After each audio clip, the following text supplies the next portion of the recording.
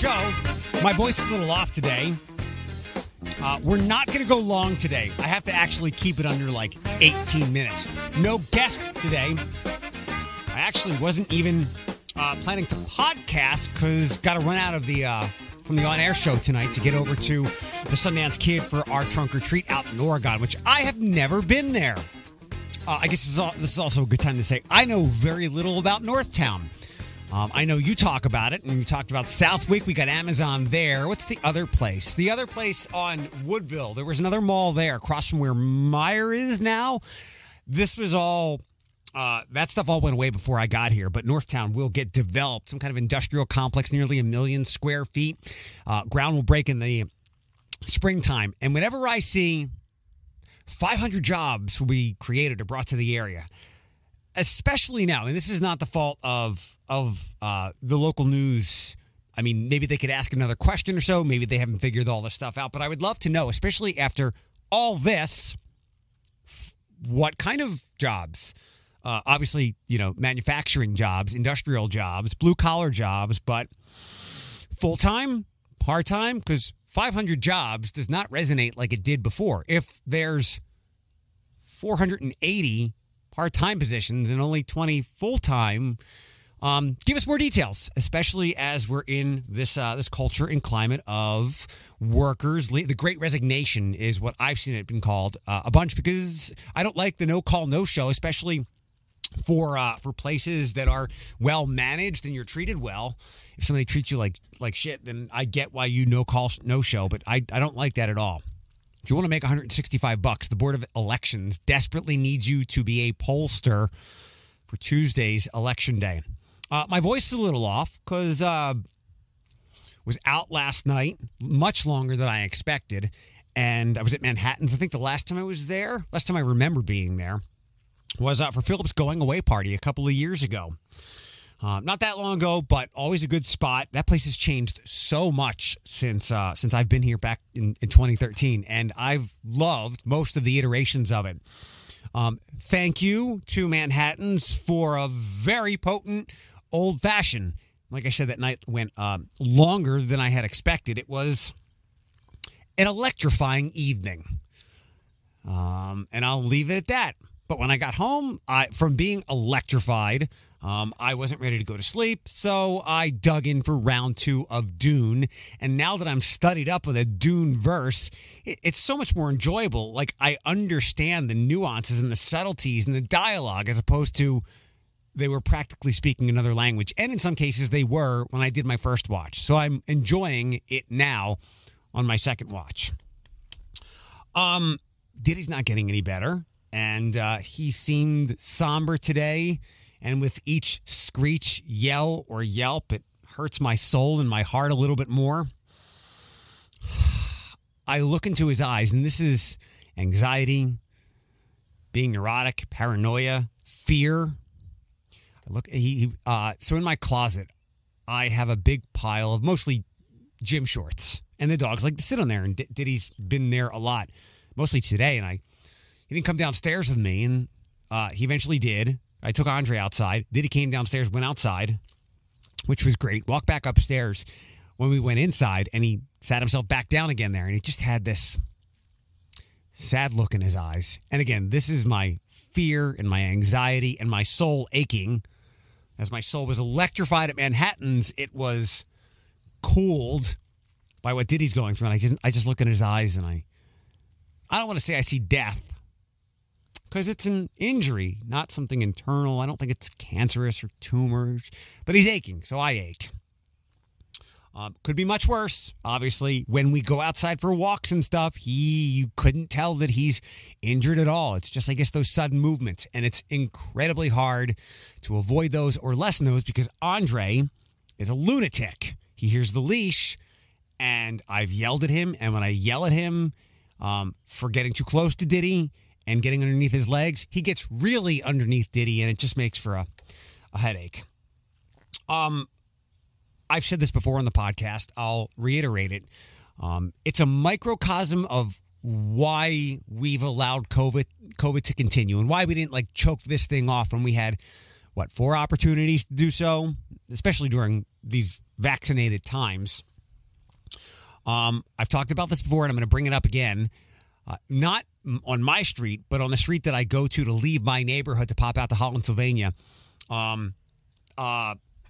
cadre, a whole block, a whole small development had their recycling buckets out. It's not recycling day.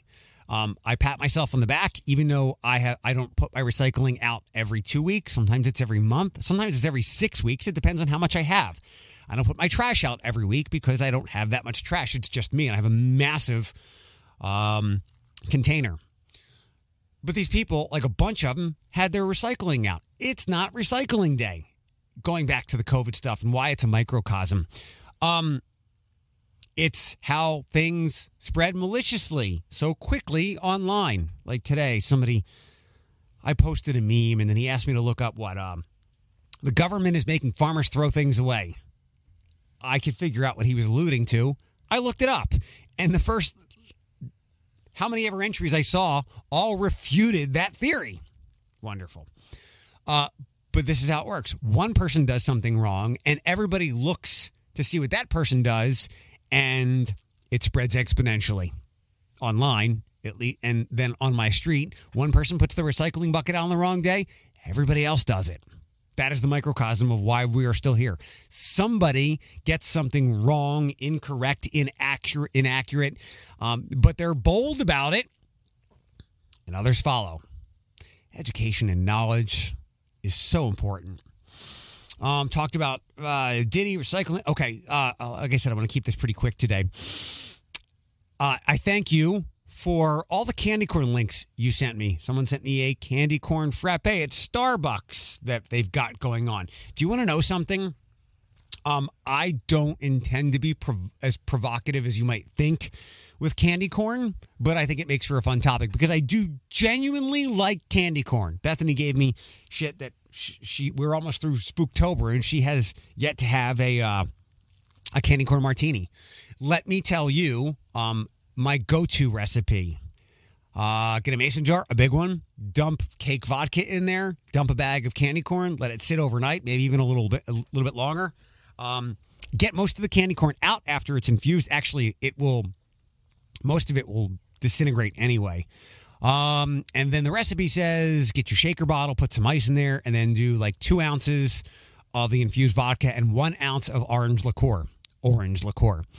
That's obviously not enough, so double those up, and boom, you've got your close enough candy corn martini. But I am not the candy corn aficionado. Like, it's not up there for me with dogs, Transformers, Batman, but I do like candy corn. And here's a hint, and I hope you don't think that I have like misled you all along. I do like it. I have not had a single piece of candy corn this season, although I do have a bag in my bag I brought to work with me because I want to make a quick TikTok video. Okay, so the 80s things. As much as that's when I grew up, and it really would always hurt me to say that because it made me feel old. It was a long time ago, and this was 5 or 6, 7 years ago. Not now, where it was really like 35, 40 years ago. But that's when I grew up. And I don't like most of the pop culture and culture from that time. The clothing, the music. All I did was like my shows. He-Man, Transformers, or what else? Yeah, I like my cartoons, my animated shows back then. That's really all. Yep, those are the only things that jump out to me. I preferred 90s things more so. The music, the dress, so on and so forth.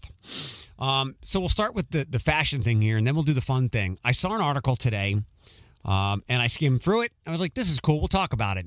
And then I went back and actually found something that I needed. It was from Mashable talking about how Gen Z, what are they, like born 98 to 2012?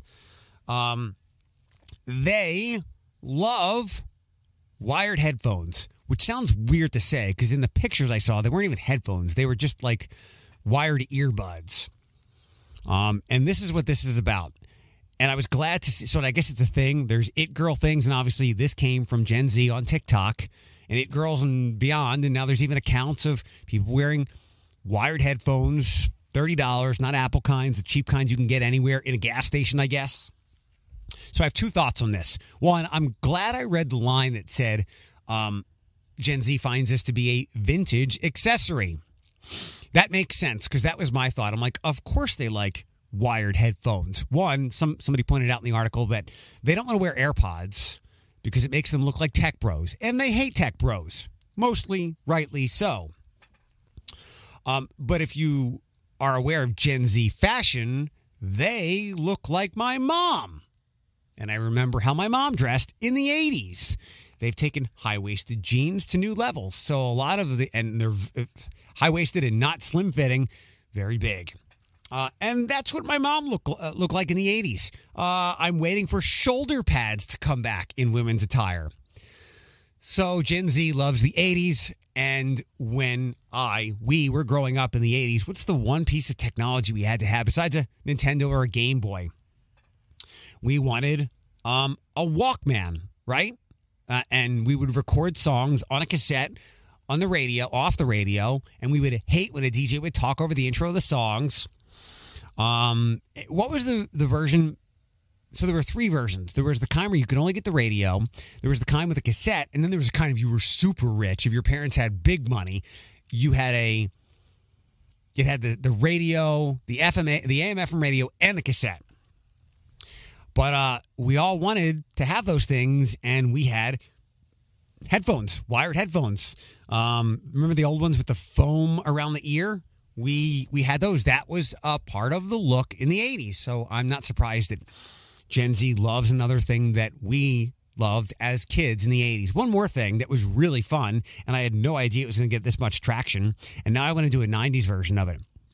You've just acquired a non-human 80s sidekick. Which one are you choosing? The choices are Gizmo, never saw Gremlins, Falcor, we'll come back to that, Howard the Duck, E.T., didn't really see it, didn't know that Henry Thomas in Mike Flanagan's works was the E.T. kid.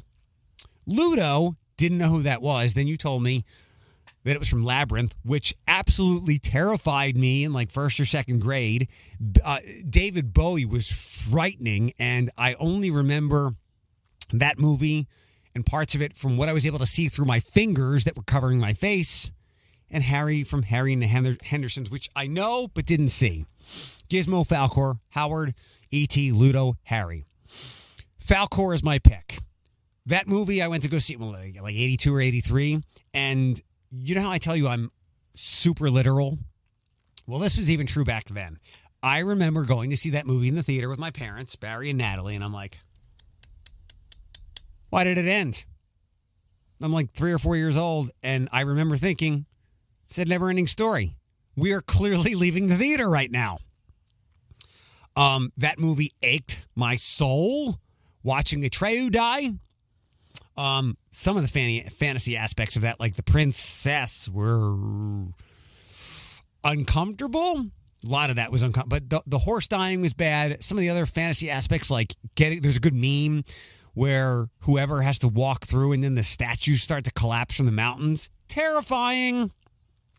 That movie, parts of that movie were right up there scaring me with Labyrinth and the Oompa Loompas, which I had to be walked out of watching from summer camp one year because their singing just chilled me. But I'm going with Falcor. Falcor is my pick. Why? I always thought he was a dog. He's a luck dragon. And obviously I love dogs. I love his big floppy ears.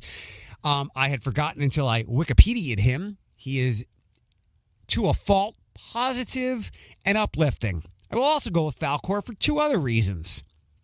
Gas is expensive. He can fly. I don't like heights. I don't think he'll let me fall. And if you remember one of the final scenes of that movie that did surprisingly to me end, he chased those bullies because those bullies went after the kid who was reading the book.